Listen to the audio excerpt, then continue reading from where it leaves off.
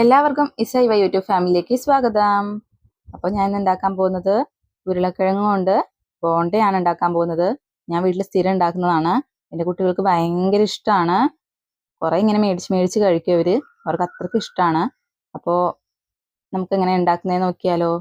ആദ്യം തന്നെ ഞാൻ എടുത്തിരിക്കുന്നത് ഒരു 4 വലിയ ഉരുളക്കിഴങ്ങാണ്. അത് നന്നായിട്ട് കഴുകി രണ്ടാക്കി പ്രഷർ കുക്കറിലിട്ട് പാകത്തിന് ഉപ്പിട്ട് ഉരുളക്കിഴങ്ങ് മുങ്ങിക്കിടക്കുന്ന പാകത്തിന് വെള്ളം ഒഴിച്ച് നന്നായിട്ട് വേവിച്ചെടുക്കാം.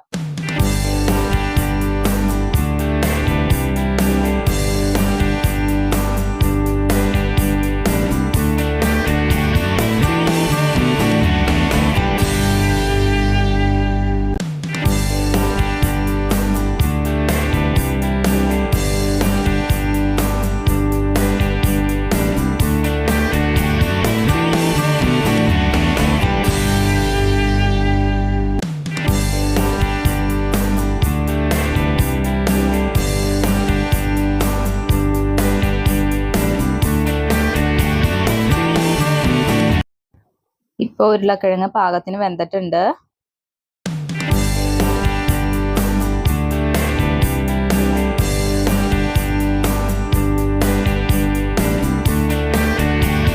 ഇനി നമുക്ക് മസാല തയ്യാറാക്കാനുള്ള സാധനങ്ങൾ എന്തൊക്കെയാന്ന് നോക്കാം. ഞാനിപ്പോൾ ഇവിടെ 3 ചെറിയ സവാള എടുത്തിട്ടുണ്ട്, ഫ്രഷ് കറിവേപ്പില എടുത്തിട്ടുണ്ട്, 4 അല്ലി വെളുത്തുള്ളിയും എടുത്തിട്ടുണ്ട്, ഇഞ്ചി, പച്ചമുളക്, മല്ലിയില ഇതൊക്കെ വേണമെങ്കിൽ ഇടാം. ഞാൻ ഇടുന്നില്ല, കാരണം എൻ്റെ പിള്ളേർക്ക് അതൊന്നും ഇഷ്ടമല്ല. ഇപ്പോൾ ഇഞ്ചിയോ പച്ചമുളകോ ഒന്നും ഇടുന്ന ഓവർ എരിവായി പോകുമല്ലോ, അപ്പോൾ അതൊന്നും ഇഷ്ടമല്ല പിള്ളേർക്ക്, അതുകൊണ്ട് ഞാൻ ഇടുന്നില്ല.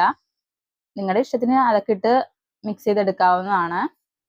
പിന്നെ ദേ ഉരുളക്കിഴങ്ങ് ഞാൻ തൊലി കളഞ്ഞ് ഇതുപോലെ ഉടച്ച് വെച്ചിട്ടുണ്ട്. ഇനി സവാളയും മറ്റു സാധനങ്ങളും കുനുകുനാന്ന് അരിഞ്ഞു വെച്ചിട്ടുണ്ട്. ഇനി നമുക്ക് അടുപ്പ് കത്തിച്ചിട്ട് ഒരു ചട്ടി വെച്ച് കൊടുക്കാം. ചട്ടി ചൂടായി കഴിയുമ്പോൾ നല്ല വെളിച്ചെണ്ണ നമുക്ക് ഒഴിച്ചു കൊടുക്കാം. എന്നിട്ട് വെളിച്ചെണ്ണ ചൂടായി കഴിയുമ്പോൾ കടുകിട്ട് പൊട്ടിക്കാം.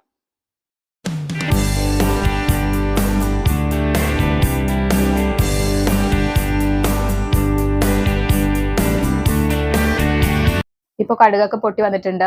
നമ്മൾ അരിഞ്ഞു വെച്ചിരിക്കുന്ന സാധനങ്ങൾ ഇട്ട് കൊടുക്കാം. എന്നിട്ട് നന്നായിട്ടൊന്ന് വാടി വരുന്നത് വരെ വഴറ്റി കൊടുക്കാം.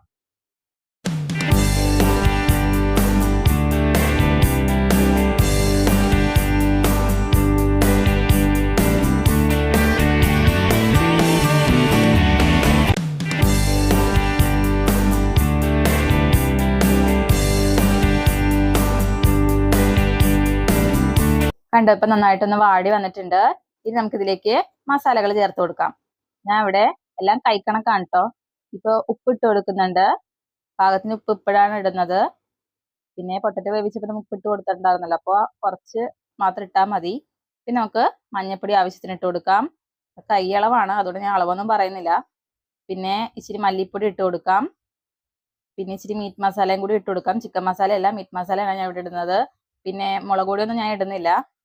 അപ്പോൾ ഇതൊക്കെ നന്നായിട്ടൊന്ന് റോസ്റ്റ് ചെയ്തെടുക്കാം. മൊത്തത്തിൽ വെളിച്ചെണ്ണ പോരെങ്കിൽ ഒഴിച്ചു കൊടുക്കണം, കാരണം പൊടിയുടെയൊക്കെ ആ പച്ചമണമൊക്കെ മാറി നല്ലോണം ഒന്ന് മൂത്ത് വരണം പൊടികളൊക്കെ. കുറച്ചധികം നേരം നമുക്ക് ലോ ഫ്ലെയിമിൽ ഇട്ടിട്ട് ഒന്ന് റോസ്റ്റ് ചെയ്തെടുക്കാം. അത്യാവശ്യം നല്ല റോസ്റ്റ് ആയിട്ടുണ്ട്. ഇനി ഇതിലേക്ക് പൊടിക്ക് ഒരു നുള്ളു വെള്ളം ഒഴിച്ചു കൊടുക്കാം. എന്നിട്ടൊന്ന് മിക്സ് ചെയ്ത് കൊടുക്കാം. എന്നിട്ട് നമ്മൾ തൊലിയൊക്കെ കളഞ്ഞ് ഉടച്ചു വെച്ചിട്ടില്ലേ പൊട്ടറ്റോ, അത് നമുക്ക് ഇട്ട് കൊടുത്തിട്ട് നന്നായിട്ട് മിക്സ് ചെയ്ത് കൊടുക്കാം. വേറെ വെള്ളമൊന്നും ഒഴിക്കേണ്ട, നന്നായിട്ട് മിക്സ് ചെയ്ത് കൊടുക്കാം.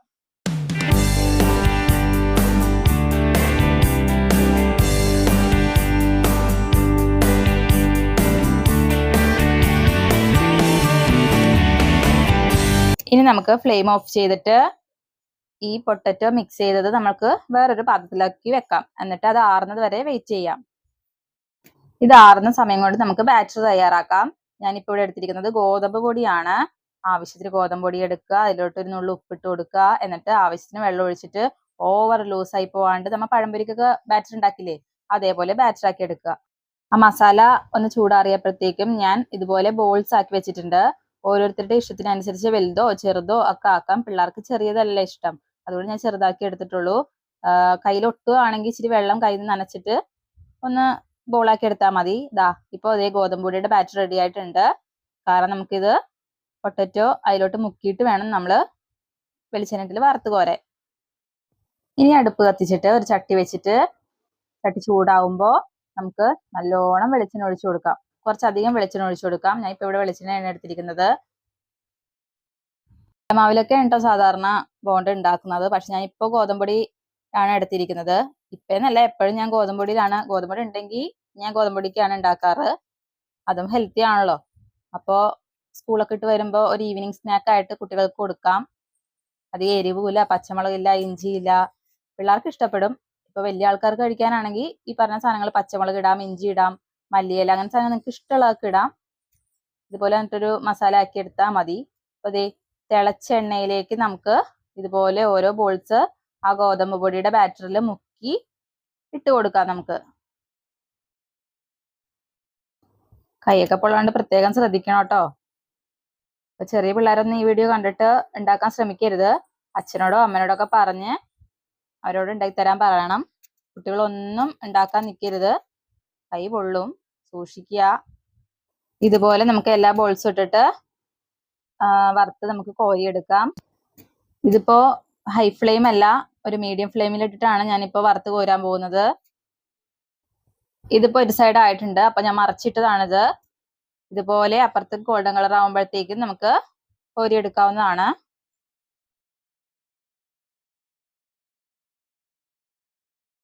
ബോണ്ട ഉണ്ടാക്കാൻ പോണൂന്ന് പറഞ്ഞപ്പോ തൊട്ട് അടുക്കളയിൽ നിന്ന് മാറിയിട്ടില്ല രണ്ടാളും. ദാ ഇപ്പൊ അതേ ഉണ്ടാക്കുന്ന മണം കെട്ടിട്ടായിരിക്കും വരുന്നത്. ദാ രണ്ടുപേരും ആയോ ആയോ എന്ന് ചോദിച്ചിട്ടാണ് വന്നിരിക്കുന്നത്. അപ്പൊ ആദ്യം ഞാൻ എന്റെ കുട്ടികൾക്ക് കൊടുക്കുകയാണ്.